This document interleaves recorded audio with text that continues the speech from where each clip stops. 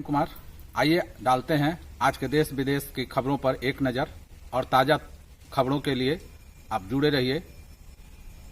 सड़क सुरक्षा के तहत सभी जिलों में स्कूल, कॉलेज व हॉस्पिटल के पास अंडरपास या FOB बनाने का निर्णय लिया गया है। परिवहन विभाग की समीक्षा बैठक में जिलों से मिली रिपोर्ट में इसका खुलासा हुआ है कि राज्य भर में स्कूल, कॉलेज और हॉस्पिटल के पास अचानक से भीड़ बढ़ जाती है। जहां अचानक से लोग सड़क पास करते हैं, इस कारण दुर्घटना होने की संभावना अधिक रहती है। ऐसे में इन जगहों पर लोग सुरक्षित सड़क पार कर सकें, इसके लिए यहां अब अस्थायी निदान किया जाएगा। विभाग ने दुर्घटना वाले क्षेत्रों का वर्गीकरण करने का आदेश दिया है। रिपोर्ट 2 पार्ट में बनाई जाएगी, जिसमें गंभीर और अति गंभीर रूप से बनाया जाएगा। वहीं फुट ओवर ब्रिज और कहां अंडरपास की जरूरत है, उसके साथ ही चरणबद्ध तरीके से काम शुरू होगा। दुर्घटना वाले क्षेत्र का वर्गीकरण करने के लिए अधिकारियों का टीम बनाने का भी निर्देश दिया गया है। नवादा जिले के वारसलीगंज थाना के पुलिस ने ठगी करने वाले 6 साइबर ठग को गिरफ्तार किया है। इस मामले में वारसलीगंज थाना के थानाध्यक्ष रुपेश कुमार सिन्हा और पुलिस की टीम ने मौसमा पंचायत की टाटी मीर बिघा गांव के पूरब एक पेड़ के पास से 6 साइबर ठगों को गिरफ्तार किया है। ठगों के पास से 6 एंड्रॉयड मोबाइल और 13 पेज डाटा शीट बरामद किया गया। गिरफ्तार ठगों ने अपने बयान में बताया कि धनी फाइनेंस एवं सर्विस एवं अन्य कंपनियों के नाम से ऑनलाइन लोन दिलाने के नाम पर ठगी की जाती थी। ठगी से प्राप्त राशि ठगों के बीच वितरित की जाती थी। बता दें कि नवादा इलाके में ठगी की पाठशाला में जालसाजी का पाठ पढ़कर अब तक क्षेत्र के सैकड़ों युवा जेल की यात्रा कर चुके हैं, लेकिन फिर भी ठगी का यह कारोबार रुकने का नाम नहीं ले रहा है। बिहार विधानसभा चुनाव 2025 से पहले एक बार फिर सियासी दांवपेच शुरू हो गए हैं। इसके बीच चिराग पासवान के एक बयान ने यहाँ की राजनीति में सस्पेंस पैदा कर दिया। उन्होंने संकेत दिया है कि वह इस साल के अंत में होने वाले विधान चुनाव में दमखम ठोकेंगे। इसके बाद सवाल उठने लगा है कि क्या चिराग पासवान खुद को बिहार में NDA सरकार के चेहरे के रूप में देख रहे हैं या उनका बयान बीजेपी और JDU पर दबाव बनाने की रणनीति भर है।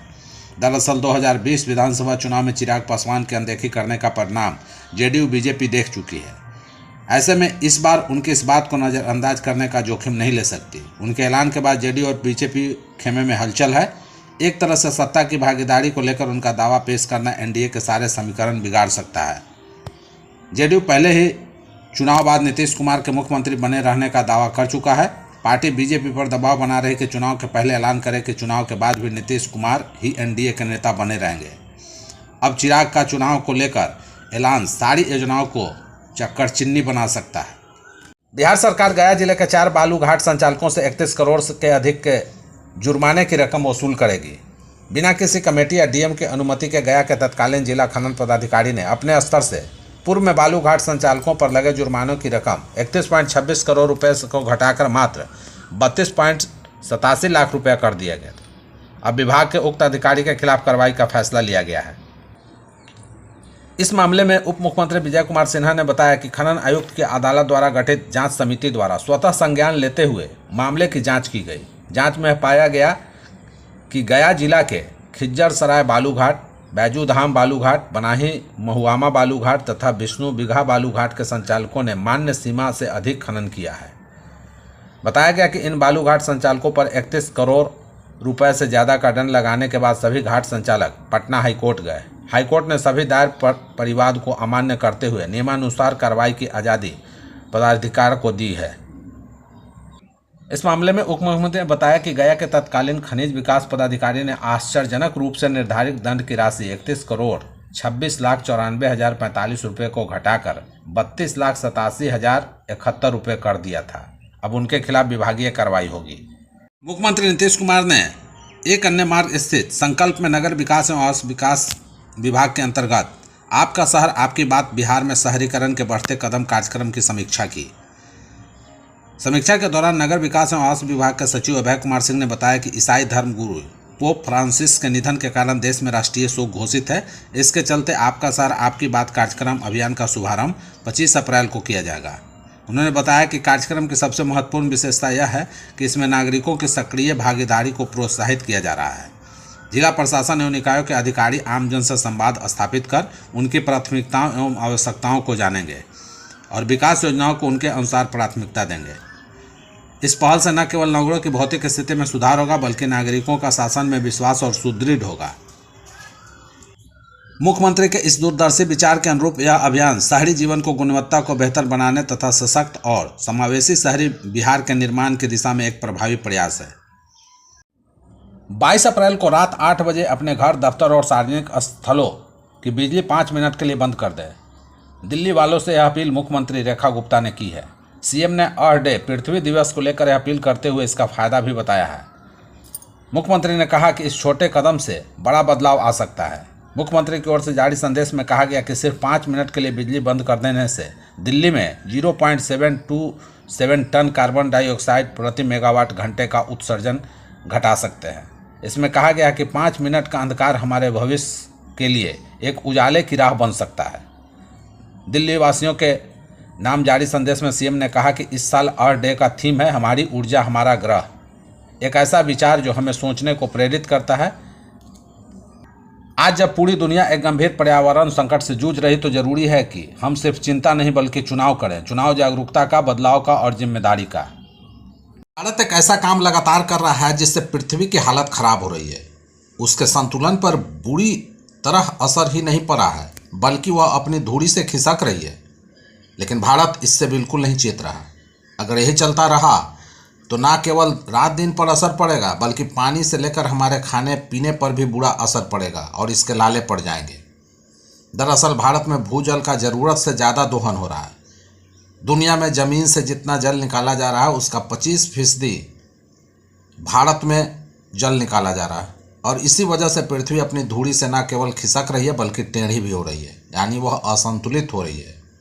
अगर यही चलता रहा तो एक नहीं बल्कि कई तरह का संकट आएंगे। नासा और अन्य संस्थानों के शोध के अनुसार 1993 से 2010 के बीच भूजल निकालने के कारण पृथ्वी के ध्रुव नॉर्थ पोल की दिशा में बदलाव हुआ। केवल इन 17 सालों में ही भारत, पाकिस्तान, बांग्लादेश और चीन में भूजल दोहन से लगभग 54 ट्रिलियन लीटर पानी निकाला गया, जिससे पृथ्वी की धूड़ी लगभग 78 सेंटीमीटर पूर्व की ओर खिसक गई। हमारा देश जमीन से जो पानी निकालता है उसमें 90% का इस्तेमाल खेती में सिंचाई के लिए काम में लाया जाता है। धान, गन्ना और गेहूं जैसे फसलें अधिक पानी खींचती है। पानी को सही तरीके से पहुंचाने के लिए अब भी नहरों की संरचना का अभाव है। किसानों को मुफ्त सस्ती बिजली मिलती है जिससे वे अधिक देर तक ट्यूबवेल चलाते हैं और इसका सबसे बड़ा कारण जल प्रबंधन की कमी है। वर्षा के पानी को इकट्ठा करने और इसके सही उपयोग के उपाय अपर्याप्त हैं। सबसे बड़ा खतरा भूमि के धंसने का है। दिल्ली, कोलकाता और मुंबई जैसे शहरों में ज़मीन धंस रही है क्योंकि भूजल खत्म होने से ज़मीन सिकुड़ती है। भूजल के अत्यधिक दोहन से नदियों का प्रवाह कम हो रहा है। अगर पृथ्वी की धूड़ी लगातार खिसकती रही तो इतना समझ लीजिए कि यह देर सवेर बड़ी तबाही लेकर आएगा। इसका असर पूरी मानव सभ्यता पर पड़ेगा। इसका असर बड़ा और भयंकर होगा। और सबसे खास बात इसमें यह है कि धूड़ी का खिसकाव पृथ्वी के घूर्णन को प्रभावित कर सकता है, जिससे दिन और रात की लंबाई में अंतर आ सकता है। अगर धूड़ी अधिक झुक जाए तो उत्तरी ध्रुव पर 6 महीने की रात लंबी हो सकती है। मौसम बदलने से फसल चक्र प्रभावित होगा। गेहूं, चावल जैसी फसलों का उत्पादन कम हो सकता है। बिहार में एक तरफ भूमि सर्वे का कार्य जारी है, वहीं लगान वसूली को लेकर बड़े बकायेदारों की सूची तैयार की जा रही है। उन्हें नोटिस भेजने की प्रक्रिया शुरू हो चुकी है। निर्धारित समय अवधि तक लगान की राशि जमा नहीं करने वाले की जमीन की नीलामी की प्रक्रिया शुरू की जाएगी। लोगों से लगान वसूली को लेकर राजस्व एवं भूमि सुधार विभाग अब सख्त रुख अपना रहा है।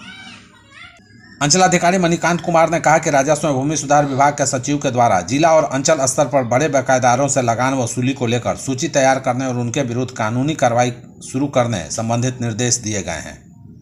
इसे देखते हुए अंचल में बड़े बकायेदारों की सूची तैयार की जा रही है। नोटिस भेजने की प्रक्रिया शुरू हो चुकी है। अब इस तरह के सभी मामलों में नोटिस जारी कर लगान की वसूली की जाएगी। अंचलाधिकारी ने कहा कि ऑनलाइन भुगतान करने की सुविधा रैयतों को प्रदान की गई है। उन्होंने रैयतों से जल्द बकाया लगान की राशि जमा करने की अपील की है। बोकारो के टेटुलिया गांव में 103 एकड़ संरक्षित जंगल भूमि की धोखाधड़ी से बिक्री के मामले में ईडी ने बड़ी कार्रवाई की है। ईडी की टीम ने झारखंड और बिहार में कुल 16 ठिकानों पर एक साथ छापेमारी की। यह कार्रवाई मनी लॉन्ड्रिंग से जुड़े मामले के तहत की गई है।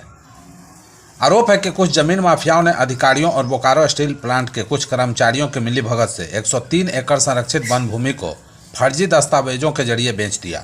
यह जमीन दरअसल बोकारो स्टील प्लांट को लौटाई जानी थी, लेकिन कुछ रसूखदार लोगों ने मिलकर इसका फर्जीवाड़ा किया और जमीन को गलत तरीके से बेच दिया।